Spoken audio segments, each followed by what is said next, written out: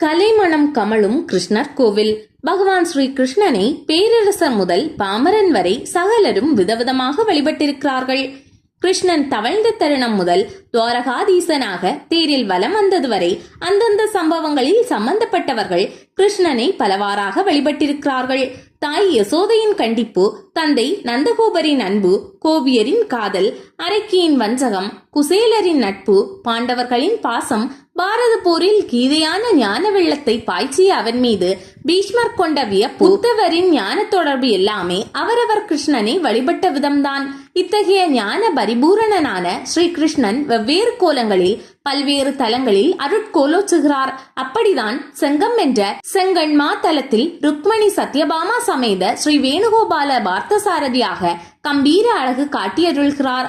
அது பாரத போர் முடிந்த சமயம். ஸ்ரீ கிருஷ்ணர் தென்வங்க கடலோரத்தில் குடும்பத்தோடு ஓய்வெடுக்கலாம் என்று நினைத்தார். கலியுகம் முழுவதும் திருவல்லிக்கேணியில் அமர்ந்து அச்சாவதார ரூபமாக அருள்பாலிக்கலாம் என்று உறுதியோடுதான் பயணத்தை தொடங்கினார்.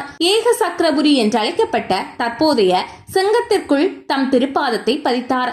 ஊரே திரண்டது. பேரரசன் முதல் சிறு மன்னன் வரை எல்லோரும் அங்கே கூடி தரிசித்து குளிர்ந்தனர். காடுகளுக்குள் தவமிருந்த முனிவர்களும் ரிஷிகளும் சித்தர்களும் கிருஷ்ண தென்றல் வீசுவது உணர்ந்து அதன் மூலத்தை காண ஊருக்குள் குவிந்தனர். அந்த திவ்ய தரிசனம் எல்லோருக்குள்ளும் கல்வெட்டாக பதிந்தது. செவிவழி செய்தியாகவே பல 100 தலைமுறைகள் தொடர்ந்தன. நாயக்கர்களின் காலமும் நெருங்கியது. ஸ்ரீகிருஷ்ண அர்ச்சாவதாரம் அறிந்த தளவாய் திம்மப்ப நாயக்கர் வியந்தார். கிருஷ்ணரிடம் பெரும்பக்தி பூண்டிருந்தவர் அவர். தன் பக்தியை கோபுரமாக உயர்த்தி கோயிலாக நிறைத்து காட்டினார். ஊரின் நடுவே 100 அடி உயரமுள்ள ராஜகோபுரம் கம்பீரமாக நிமிர்ந்து நிற்கிறது. உள்ளே நுழைந்தவுடனே மாபெரும் மைதானத்தின் மையத்தில் உள்ள கற்கோயில் நம்மை ஈர்க்கிறது. கோயில் வளாகத்தின் விஸ்தீரணமும் நேர்த்தியான சன்னதிகளின் அழகும் வியப்படைய செய்கின்றன.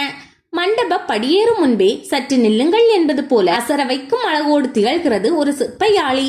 மண்டப படிகளின் பக்கவாட்டில் 4 கால் பாய்ச்சலோடு ஓடும் பாவனை காட்டும் அந்த யாழி தன் முகத்தை பின்பக்கம் திருப்பி கோபாவேசத்தோடு வாய்ப்பிளந்து நாக்கை நீட்டி அலரும் சீற்றத்தை கல்லில் கவினுற படைத்திருக்கிறார்கள். உள்ளே சிற்பக்காடாக மண்டபமே விரிகிறது. விரலளவு சிற்பம் முதல் ஆளுயரம் வரை சிலைகள் களிமண்ணை பிசைவது போல கல்லில் அனாயசமாக விளையாடி இருக்கிறார்கள். தசாவதாரம் வரிசையாக தூண்களில் அணிவகுக்கின்றன. இரணிய கசிபுவின் வயிற்றை கிளைக்கும் நரசிம்மமூர்த்தியின் உக்கிரத்தையும், வாமனரின் தேஜஸையும், கிருஷ்ணரின் சிருங்காரத்தையும் கற்களில் உயிர் துடிப்புடன் செதுக்கியிருக்கிறார்கள். உதட்டில் பொருந்திய புல்லாங்குழலோடு சங்கு சக்கரத்தோடு ஒரு காலை மடித்து திரிபங்க நிலையில் கண்ணன் நிற்கிறான். அவனது மடிந்த காலின் பாதத்தை பசுத்தன் நாவால் வருடுகிறது. அத்ரி மகரிஷிக்காகவே கிருஷ்ணன் காட்டிய அபூர்வ கோலம் இது. இந்த மண்டபத்தை மட்டும் கல்கல்லாய் தடவி பார்த்து முழுவதும் அறிந்து ரசிக்க சில மாதங்கள் ஆகுமெனில் மிகையில்லை. இந்த மண்டபத்திலேயே தளவாய் திம்மப்ப நாயக்கரும் சிலை கொண்டுள்ளார். அடுத்து அத்த மண்டபம். அழகான அலங்காரங்களோடு உற்சவராக கனகவல்லி தாயாரை தரிசிக்கிறோம். அருகேயே ஸ்ரீதேவி பூதேவி சமேதராக உற்சவர் வரதராஜ பெருமாள் சேவை சாதிக்கிறார். கருவறையில் ருக்மணி சத்யபாமா சமேத வேணுகோபால பார்த்தசாரதி சுவாமி.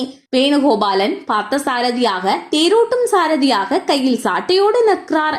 இடது கரம் வரதகஸ்தம் காட்ட தலையை சற்றே திருப்பி குதிரைகளை செலுத்துபவர் போல சேவை சாதிக்கும் அழகு உள்ளத்தை நெகிழ்த்தும். இந்த சன்னதியில் கமலும் பச்சை கற்பூரமும் துளசியின் வாசமும் உள்ளத்தை குளிர்விக்கின்றன. பிரச்சனைகளின் எண்ண ஓய்ச்சல்களால் குமுறும் மனம் இந்த கிருஷ்ண சாநித்தியத்தில் அடங்குகிறது.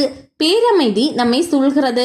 பிரகார வலத்தில் முதலில் தனி சன்னதியில் பேரருளோடு கனகவல்லி தாயார் அருளை பொழிகிறாள்.